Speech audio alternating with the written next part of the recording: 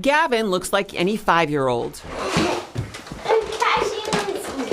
But just 3 years ago, he was much different, unable to walk or talk or hold down any food. He had failure to thrive and moderate to severe malnutrition, such that he ended up in the intensive care unit. His mother, Julia Cowan, says he nearly died.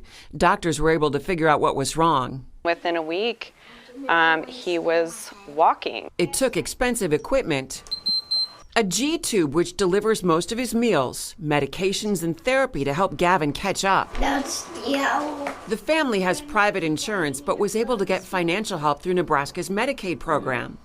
The age and disabilities waiver helps working families whose income exceeds the poverty level. We haven't had any hospitalizations since we got the waiver.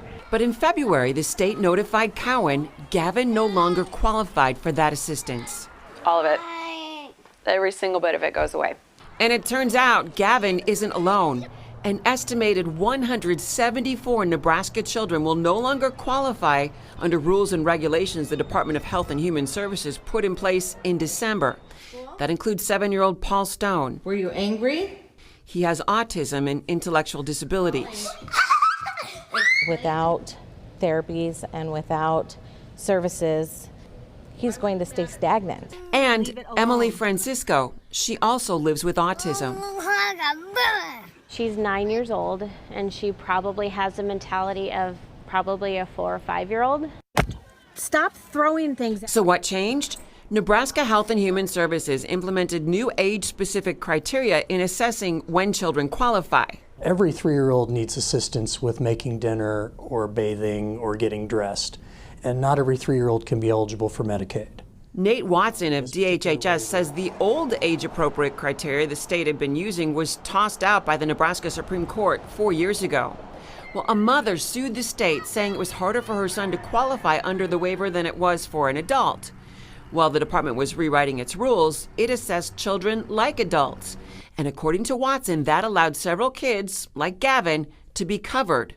But not anymore. This particular waiver is geared towards children who have profound physical disabilities. I actually kind of couldn't believe it when I heard that they were removing children from this waiver. State Senator Sarah Howard believes DHHS is opening up the state to another lawsuit. The Supreme Court was very clear that we shouldn't have a more rigorous standard for children, and then the department promulgated one. As head of the Nebraska Legislature's Health and Human Services Committee, she called for an interim study to examine the change.